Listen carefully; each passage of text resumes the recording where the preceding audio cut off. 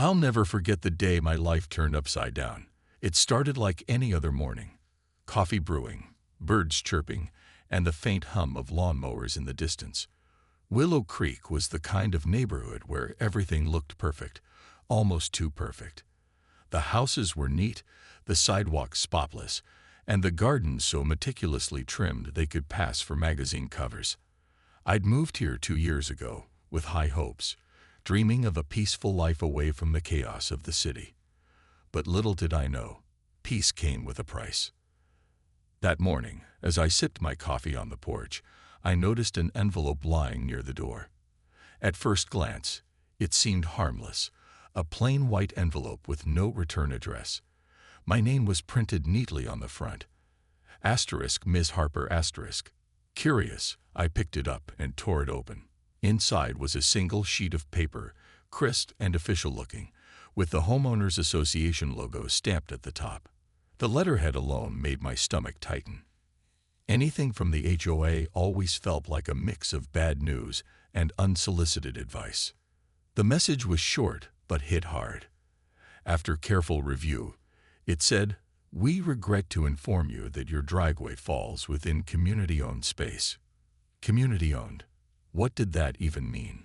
According to some dusty rule buried deep in their handbook, Section 8.2, my driveway wasn't entirely mine. Instead, it belonged to everyone, or rather, to the HOA. They claimed it was part of a shared easement, whatever that meant. To make matters worse, the letter stated that any changes or exclusive use required prior approval from the board. I read it twice, then 3 times, hoping I'd misunderstood. But the words stayed the same. My driveway, the one I'd paid taxes on, maintained, and used daily, wasn't fully mine anymore. I felt a knot form in my chest. How could this be possible? For years, I'd followed every rule, kept my property tidy, and avoided trouble. And now, out of nowhere, they were telling me I didn't own something I thought I did. Frustrated, I called the HOA office. A woman with a monotone voice answered, her tone indifferent. When I explained the situation, she simply repeated what the letter said. "These are the rules," she told me, as if that settled everything. Rules? Whose rules? I hung up feeling more confused than ever. That night, I couldn't stop thinking about it. Every time I closed my eyes, I imagined them painting lines down my driveway or turning it into a walking path for joggers and dog walkers. The idea infuriated me. This wasn't just about concrete, it was about control. If they could claim my driveway, what would stop them from taking more? Would they come after my backyard next? Or my mailbox? By morning, anger had replaced confusion. If they wanted my driveway to be community property, fine. Let's see how far they'd take it. An idea began forming in my mind. An absurd, ridiculous idea. What if I gave them exactly what they asked for? Not just a driveway, but something unforgettable. Something that would remind them who they were dealing with. And that's when the plan took shape. The next morning, I woke up with a strange sense of determination. The idea that had flickered in my mind the night before was now burning bright, impossible to ignore. If the HOA wanted my driveway to be community property, then I'd make it so, on my terms, but not in the way they expected. No, this would be something bold, something unforgettable, something that would leave them scratching their heads and second-guessing every rule they ever wrote. As I sat at the kitchen table sipping coffee, I pulled out my laptop and started searching for inspiration. At first, I wasn't sure what I was looking for. Maybe ideas for driveways that doubled as art installations or quirky designs that turned boring concrete into something extraordinary. But then, almost by accident, I stumbled across an article about medieval castles. There, staring back at me from the screen, was a picture of a grand fortress surrounded by a shimmering moat. It was ridiculous, over the top, and completely impractical. And yet, it was perfect. A moat, I whispered to myself, smiling despite the absurdity of the thought. Why not? If the HOA insisted my driveway belonged to everyone, Why not transform it into something everyone could enjoy, or at least gawk at? A moat wouldn't just be functional, it would be symbolic. It would say loud and clear that if they wanted to take control of my property, they'd have to deal with the consequences. I spent the rest of the day sketching rough plans on scraps of paper. What would it look like? How deep should it be? Should I add water features, like fountains or lights? The possibilities were endless, and each one made me laugh harder than the last. By evening, I decided I was going to dig out my driveway and fill it with water. Not just any water, a proper moat, complete with decorative stones, floating plants, and maybe even a small bridge for dramatic effect. When Ryan came home from work, he found me sprawled on the living room floor surrounded by notes and diagrams. His expression said it all. He thought I'd lost my mind. "What are you doing?" he asked, setting his bag down cautiously. "Planning," I replied, grinning ear to ear. "You know how the HOA says my driveway is community property. Well, I'm giving it back to them, with a twist." He blinked, clearly confused. "What kind of twist?" "A moat," I said matter-of-factly. "I'm turning the driveway into a moat." For a moment, he just stared at me, his mouth slightly open.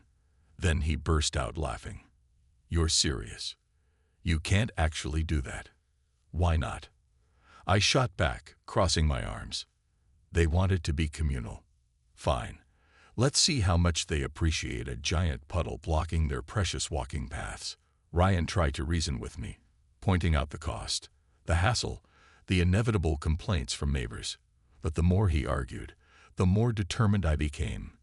This wasn't just about sticking it to the HOA anymore. It was about proving a point, about showing them that people aren't pawns to be pushed around. If they wanted to play games with my property, I'd show them exactly how far I was willing to go. By the end of the night, Ryan reluctantly agreed to help me find a contractor. "This is going to blow up in your face," he warned, shaking his head. "Maybe," I said, still smiling.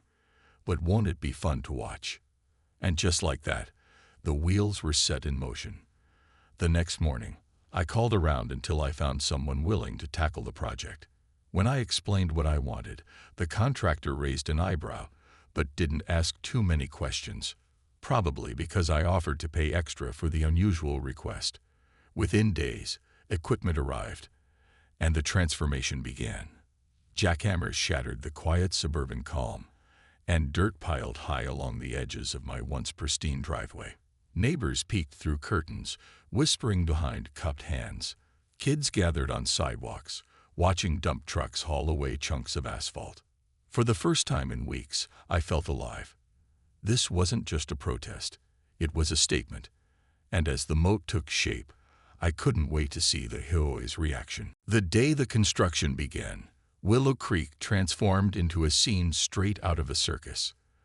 The quiet hum of lawnmowers and distant chatter of neighbors was replaced by the deafening roar of jackhammers and the rumble of heavy machinery. My driveway, once a bland stretch of gray concrete, became the center of attention. Dirt flew into the air, forming mounds that looked like miniature mountains along the edges. Trucks rolled in and out, hauling away chunks of asphalt, while curious onlookers gathered to watch the spectacle unfold. At first, people seemed unsure how to react. Some neighbors stood on their porches, arms crossed, squinting at the chaos as if they couldn't believe what they were seeing. Others peeked through their curtains, whispering behind cupped hands.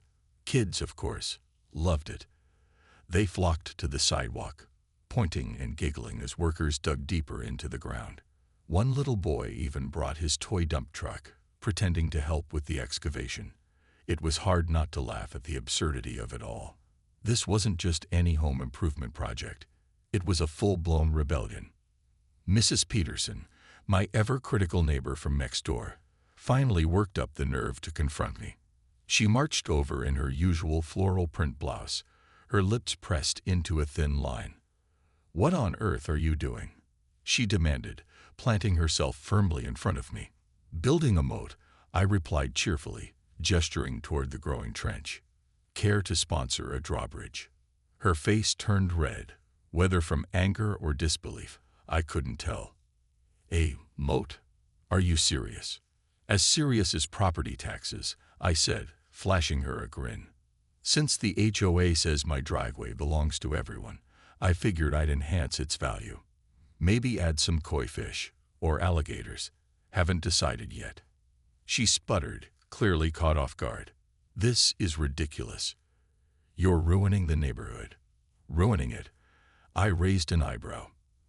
"I'm making improvements. Isn't that what the HOA always talks about?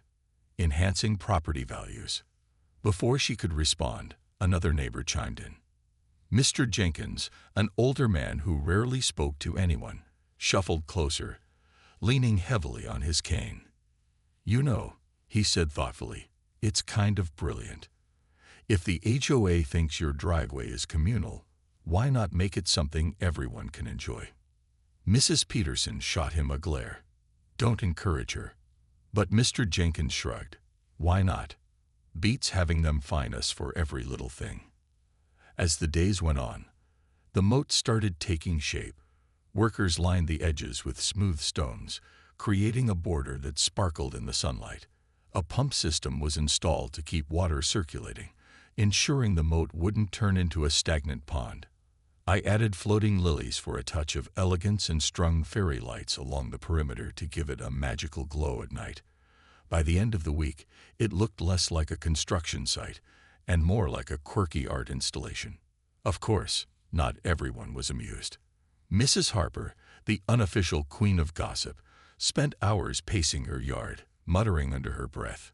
She kept glancing at my house as though expecting it to collapse into the water at any moment.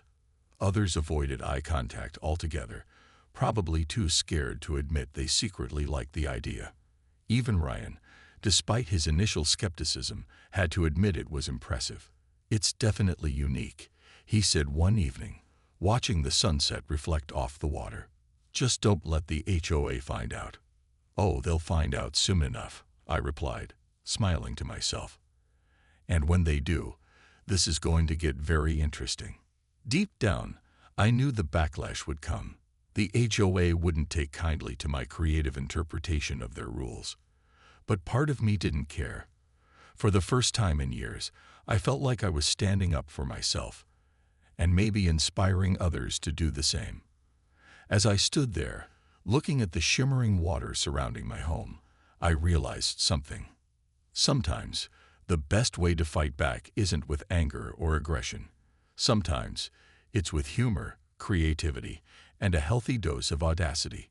And if nothing else, my moat was certainly audacious. It didn't take long for the HOA to catch wind of what I'd done. Predictably, they weren't thrilled. Just 2 days after the moat began taking shape, another envelope appeared under my door, this time thicker and more official-looking than the last. My stomach sank as I opened it, already knowing what awaited me inside. The letter was a masterpiece of passive-aggressive language. "Ms. Harper," it began, "your recent actions have violated multiple sections of the HOA guidelines." They listed them off like they were reciting a grocery list.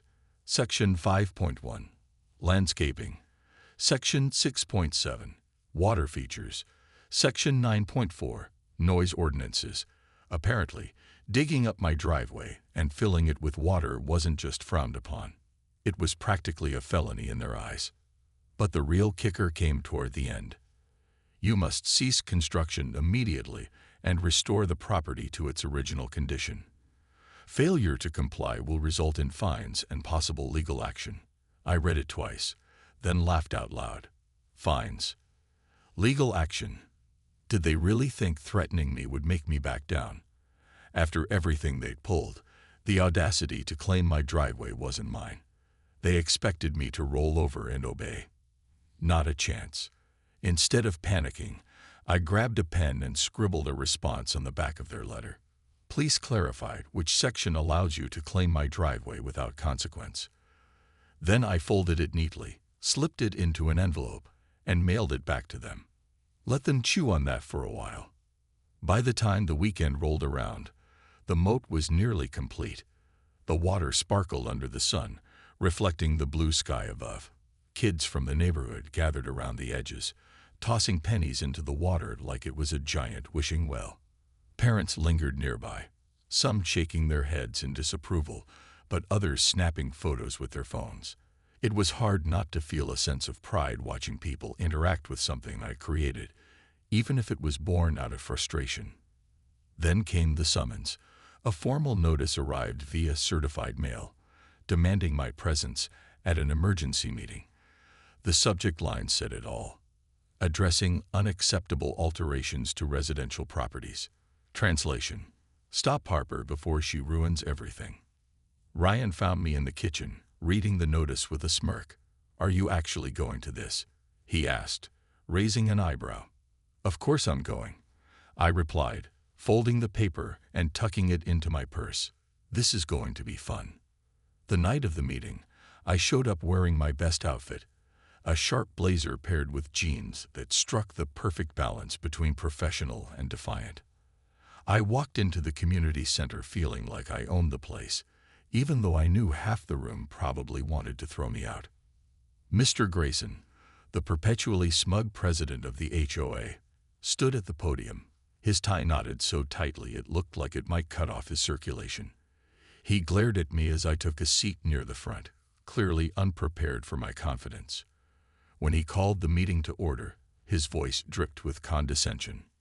"Ms. Harper," he began, enunciating each word carefully, "your recent modifications have caused significant disruption. Not only have you disregarded our guidelines, but you've also jeopardized safety and created unnecessary expenses for the association." I leaned forward slightly, resting my elbows on the table. "Funny you should mention guidelines," I said sweetly. "Last I checked, Section 8.2 states that my driveway isn't mine anymore. So really, I'm just improving what's already yours." The room erupted into murmurs. Some neighbors nodded approvingly, while others exchanged nervous glances. Mr. Grayson's face turned bright red. "Regardless," he stammered, "your moat poses hazards. Children could fall in. Pets could drown." "Oh, don't worry," I said breezily. "I plan to install railings and life preservers. Safety first, right?" That sent the crowd into a frenzy. Arguments broke out left and right, voices rising as people debated whether my moat was genius or insanity. Amid the chaos, I noticed a few smiles, some even nodding approvingly. For the first time, I realized I wasn't alone in my frustration with the HOA. If anything, my little project had sparked something bigger than I'd anticipated. As the meeting descended further into disorder, I sat back and watched, feeling a strange sense of satisfaction. This wasn't just about my driveway anymore. It was about challenging the rules, and maybe, just maybe, changing them for good. The chaos in the community center was unlike anything I'd ever seen. Voices clashed, tempers flared, and accusations flew like arrows across the room. Mr. Grayson, who usually commanded attention with his stiff posture and condescending tone, looked utterly lost. His face had turned an alarming shade of red, sweat beading on his forehead as he tried, and failed, to regain control of the situation. "Order. Please, let's maintain some decorum," he shouted, banging a gavel against the podium so hard I thought it might crack. But no one listened. Neighbors were too busy arguing with each other, or worse, agreeing with me. Mrs. Peterson stood up near the back, her arms crossed tightly over her chest. "This is unacceptable," she declared, glaring at me. "A moat? Really? What's next? A roller coaster through the cul-de-sac?" A few people chuckled nervously, but others weren't laughing. Mr. Jenkins, the older man with the cane, leaned forward in his seat. "Actually," he said, raising his voice to be heard over the noise, "I think it's kind of brilliant. If the HOA can claim someone's driveway, why shouldn't they turn it into something creative? At least Harper's doing something fun with it." More murmurs rippled through the crowd. Some nodded in agreement, while others exchanged uneasy glances. Even Mrs. Harper, the queen of gossip, looked conflicted, fidgeting with her necklace as though unsure whether to side with tradition or rebellion. Mr. Grayson slammed the gavel again, this time harder. "Enough," he barked. "This isn't about creativity or personal expression. This is about following the rules that keep our community orderly and safe." That comment lit a fire under the crowd. A young father sitting near the front stood up, cradling a cup of coffee in his hands. "Safe," he echoed, his voice tinged with sarcasm. "You're telling us a moat is dangerous, but you've got no problem fining people for having wind chimes or painting their shutters blue. That sounds more like control than safety to me." The room erupted again, this time louder than before. People began sharing their own frustrations with the HOA. Stories of unfair fines, ridiculous restrictions, and endless bureaucracy. One woman talked about being penalized for planting wildflowers because they didn't match the approved color palette. Another man complained about how long it took to get permission to install a basketball hoop in his driveway. As the meeting spiraled further out of control, I sat quietly, watching the tide turn. For years, I'd assumed most people in Willow Creek were content to follow the HOA's rules without question. But now, seeing them speak up, I realized how wrong I'd been. They weren't happy. They were just scared to rock the boat. And my moat had given them the push they needed. Finally, after what felt like hours of shouting and arguing, Mr. Grayson managed to quiet the room just enough to make himself heard. "Clearly," he said, his voice strained, "this matter requires further discussion. We'll reconvene next week to address these concerns." "No need," I said, standing up before anyone could stop me. "If you want to talk about concerns, let's start with Section 8.2. You claim my driveway belongs to everyone, yet you haven't done a thing to maintain it. No one mowed it, patched it, or shoveled snow off it when it was mine. Now that it's yours, suddenly you care. That's not fair. It's hypocrisy."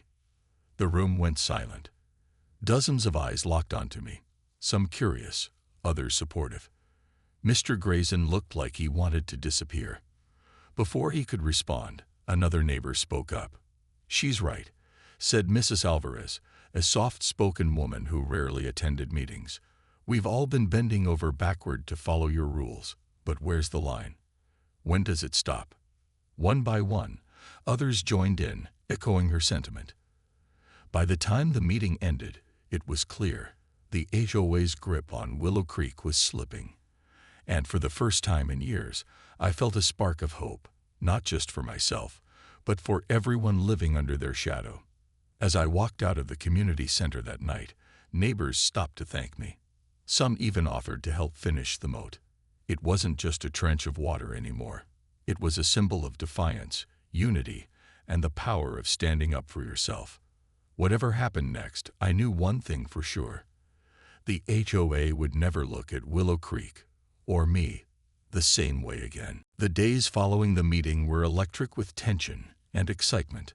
Word of what had happened spread like wildfire through Willow Creek. Neighbors who hadn't attended the meeting heard about it from others, embellishing details until my moat became the stuff of legend. Some claimed it was filled with exotic fish. Others whispered I'd installed a drawbridge that raised and lowered at the push of a button. While none of those rumors were true, they only added to the growing sense of rebellion in the air. What surprised me most, though, was how many people reached out to express their support. Mrs. Alvarez stopped by one afternoon with a plate of homemade cookies. "Thank you," she said simply, her voice soft but firm. "You've given us courage." Mr. Jenkins brought over his toolbox, insisting he could help install railings around the moat. Even kids from the neighborhood started showing up after school, offering to toss pennies into the water for good luck or sketch ideas for decorations. But not everyone was thrilled. Mrs. Peterson continued to glare at me whenever our paths crossed, and Mr. Grayson sent yet another letter, this time threatening legal action if I didn't fill in the moat within 48 hours. I laughed as I read it, taping it to my fridge alongside the earlier ones. It was becoming a collection, a reminder of just how far they'd go to try and control me. Meanwhile, something incredible was happening. People were starting to organize. A group of neighbors formed a coalition, determined to challenge the HOA's authority. They drafted petitions, held informal gatherings in backyards, and shared stories of frustration. One evening, Ryan and I hosted a small meeting at our house. Over pizza and soda, we discussed strategies for holding the HOA accountable.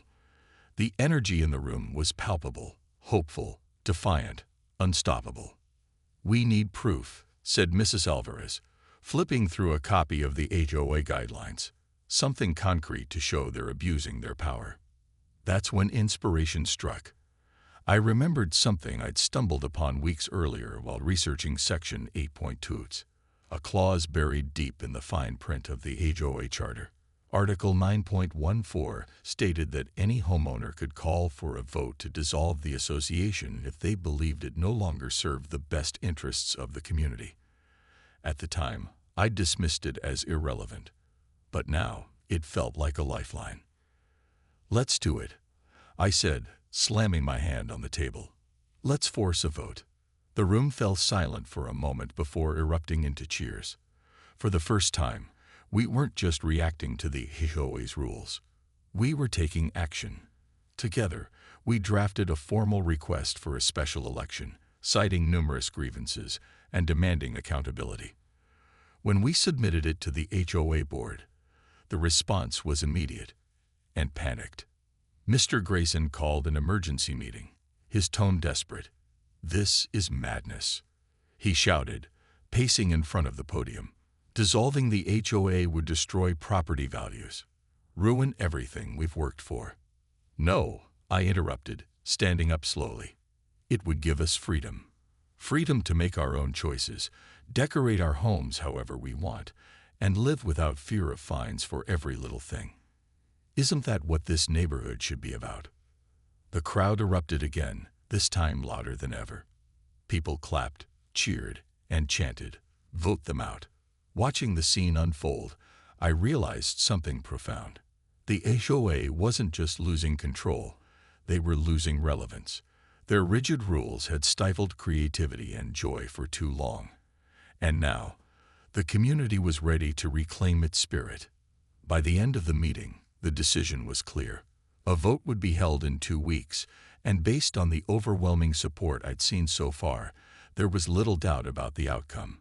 As I walked home that night, my heart swelled with pride, not just for myself, but for everyone who had found the courage to stand up. Willow Creek was changing, and there was no turning back. The day of the vote arrived, and Willow Creek buzzed with anticipation. It felt like the entire neighborhood had come alive, united by a shared purpose. People gathered in the community center, filling every seat and spilling into the aisles. Some brought homemade signs. "Freedom over fines," and "Our homes, our rules," while kids ran around, giggling as they tossed pennies into a jar labeled "New Beginnings." For the first time in years, the air wasn't heavy with tension, but charged with hope. Mr. Grayson stood at the podium, looking smaller than ever. His usual polished demeanor was gone, replaced by a man who knew he was fighting a losing battle. He tried one last time to sway the crowd, his voice trembling as he listed all the reasons why dissolving the HOA would be catastrophic. "Property values will plummet," he warned. "Without structure, this neighborhood will fall apart." But no one was buying it anymore. When he finished speaking, Mrs. Alvarez stepped forward, her quiet confidence commanding attention. "We're not asking for chaos," she said firmly. "We're asking for balance, for the freedom to live our lives without being micromanaged. The HOA has forgotten what really matters: community." The room erupted in applause, and when the ballots were handed out, the decision was almost unanimous. The HOA was officially dissolved, its reign of strict rules and petty fines brought to an end. As the results were announced, cheers filled the room, echoing off the walls like a celebration long overdue. In the weeks that followed, Willow Creek transformed. Without the weight of the HOA hanging over us, people began expressing themselves in ways they never had before. Mrs. Peterson painted her front door a bold shade of red, something she'd always wanted to do but feared the consequences. Mr. Jenkins installed wind chimes along his porch, their gentle tinkling adding music to the neighborhood breeze. Even Ryan surprised me by planting a small vegetable garden in our backyard, a project he'd hesitated to start because of HOA restrictions. As for my moat, it became a beloved landmark. Kids raced toy boats across its surface during summer evenings, while neighbors gathered on weekends to float lanterns and share stories. I added a small wooden bridge, sturdy enough for foot traffic, and strung fairy lights overhead to create a magical glow at night. What had once been a symbol of defiance now stood as a testament to creativity and unity. One evening, as I sat on the porch watching the sun dip below the horizon, Ryan joined me with 2 glasses of lemonade. "You know," he said, handing me one. "I never thought I'd say this, but I'm glad you turned your driveway into a moat." I laughed, taking the sip. "Me too. Who knew it would change everything?" Ryan nodded, gazing out at the water shimmering under the fading light. "It's funny. You started this fight alone, but look at us now. Everyone's happier, freer, and braver," I added softly. Turning my driveway into a moat hadn't just been about standing up to the HOA. It had been about proving that sometimes breaking the rules isn't rebellion, it's survival. By challenging the status quo, I'd given others permission to do the same. Together, we'd reclaimed not just our homes but our voices. Later that night, as I walked along the edge of the moat, I noticed something new. A single penny lying flat against the stones near the water's edge. Someone had carved a message into it. "Thanks for showing us how to dream again." Tears welled up in my eyes as I realized the true impact of what I'd done. This wasn't just my victory. It belonged to everyone. Willow Creek wasn't perfect, but it was ours. And for the first time, that was enough.